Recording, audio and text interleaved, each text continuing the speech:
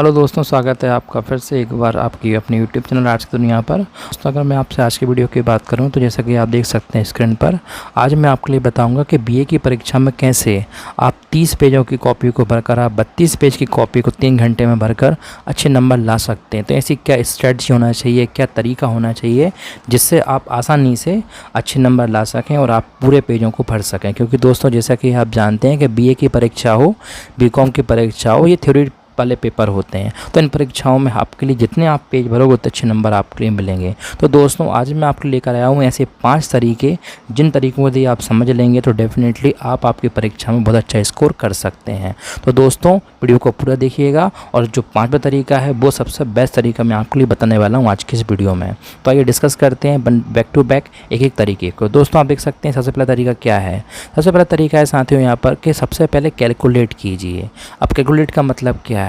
Calculate का मतलब साथियों यहाँ पर ये है कि आपको ये समझना है कि भाई आपका कितने घंटे का पेपर हो रहा है और कितनी पेज होते हैं आपकी कॉपी में। तो जैसे कि आप देखते हैं कि 3 घंटे की जनरली परीक्षा होती है, चाहे वो कोई भी एग्ज़ाम हो, चाहे वो बीकॉम का एग्ज़ाम हो, चाहे वो बीए का एग्ज़ाम हो। अब इसमें दोस्तों होता है क्या है कि आपके लिए 15 मिनट दे देते हैं एक्स्ट्रा कई बार, तो कई बार ये 3 घंटे 15 मिनट की परीक्षा भी हो जाती है।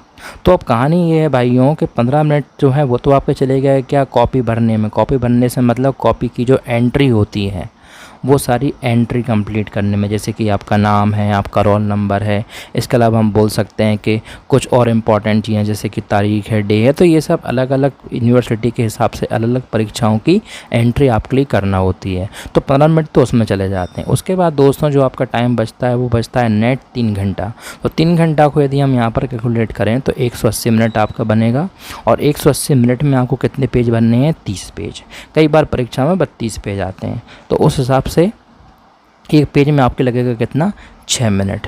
तो 6 मिनट के हिसाब से आपको एक एवरेज बना के चलना है शुरू से ही कि 6 मिनट में आपको एक पेज कंप्लीट करना है। यदि आप ये तरीका फॉलो करते हो तो आसानी से दोस्तों आपके 30 पेज लगभग भरा जाएंगे।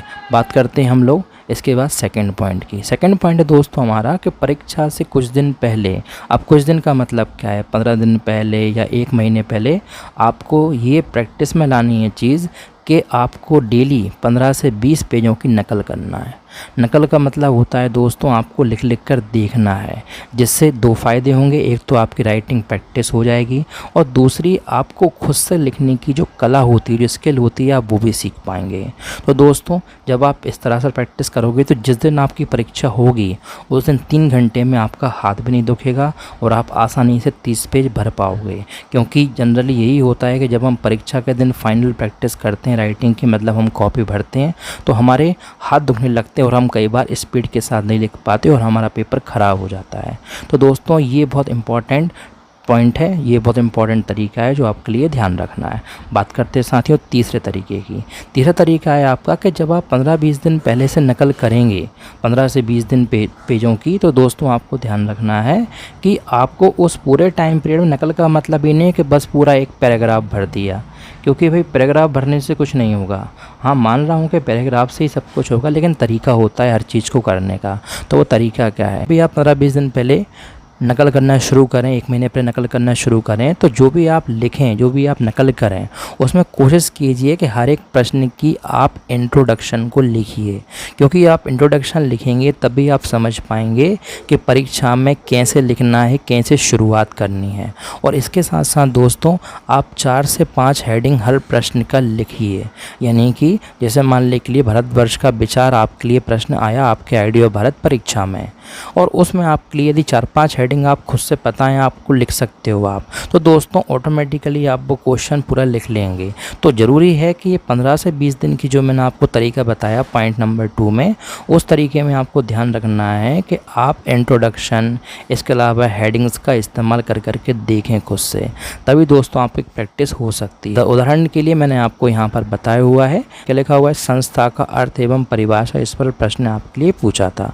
तो सिंपल पहली वाली हेडिंग क्या बना के दी है इन लोगों ने, संस्था का अर्थ एवं परिभाषा क्या होती है, इस तरह की आप हेडिंग लिख सकते हैं। फिर आप देख सकते हैं कि बहुत सारी यहाँ पर कुछ राइटर्स जो हैं, कुछ बोल सकते हैं लेखक हैं, उनके यहाँ पर कुछ खास कोटेशन लिखे हुए हैं, आप ये तैयार कर सकते हैं। और प्रश्न के साथ साथ इन हेडिंग्स के साथ साथ आपको बीच में जैसे एक ये हुई पहली वाली मेन हेडिंग, फिर आप सेकंड वाली मेन हेडिंग लिख सकते हैं। ऐसे करके दोस्तों आप लिखेंगे तो आपका आसानी से आंसर कंप्लीट हो जाएगा और आपको बिल्कुल भी दिक्कत नहीं जाएगा। बात करता हूँ अब मैं आपके साथ चौथा तरीका है दोस्तों कि जिस विषय का भी आपका पेपर आने वाला है, अब चाहे आपका हिंदी का हो चाहे पॉलिटिकल का हो, क्योंकि दोस्तों हो सकता है कि 2024 में बहुत सारे लोगों के अलग अलग विषय की परीक्षा हो, किसी की जून महीने में हो सकती है, किसी की हो सकती है भाई मई के महीने में, मतलब किसी की परीक्षा चल रही होगी। तो ज़रूरी है कि आप मार्केट से एक किताब ले लें। आप किताब नहीं ले सकते तो भाई फिर आप इंटरनेट के द्वारा भी चीज़ों को पढ़ सकते हो, आप चीज़ों को सर्च करके देख सकते हो। वहाँ पर आप थ्योरी वाली चीज़ें देखिए, क्योंकि अक्सर हम करते क्या है कि हम वीडियो को सबसे पहले देखते हैं। दोस्तों थोड़ा सा थ्योरी को तैयार कीजिए, उसके बाद फिर वीडियो देखिए तो आपको ज़्यादा चीज़ें समझ में आएंगी। इसके बाद जो लास्ट तरीका मैंने आपको वीडियो के शुरू में बताया था दोस्तों कि बहुत ही इंपॉर्टेंट तरीका है, बहुत ही इंपॉर्टेंट बात है, वो आप समझिए।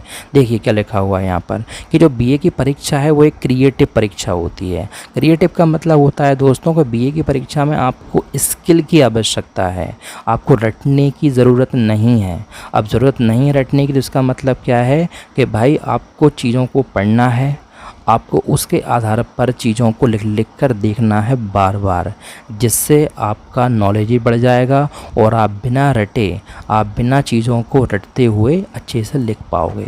तो दोस्तों मैं अक्सर अपने वीडियो में ये चीज़ आपके लिए बताता रहता हूँ कि भाई बीए वाले हो, क्योंकि मैं भी बीए वाला हूँ, तुम सब भी बीए वाले हो, तो ज़रूरी है भाई कि क्रिएटिव बनाओ अपने आप को, ना कि चीज़ों को रटो समझो। तो दोस्तों इस तरह से यदि आप ये 5 तरीकों को अपनाते हो तो डेफिनेटली आपके लिए बहुत अच्छे नंबर परीक्षा में आ जाएंगे। तो आई होप वीडियो में आपको सब कुछ समझ में आया होगा। बाकी बातों के लिए आप कमेंट कर सकते हैं, मेरे टेलीग्राम पर मुझे पर्सनल मैसेज भी कर सकते हैं। मिलता हूँ ऐसी किसी नेक्स्ट वीडियो में, तब तक के लिए जुड़े रहिए। जय हिंद, जय भारत।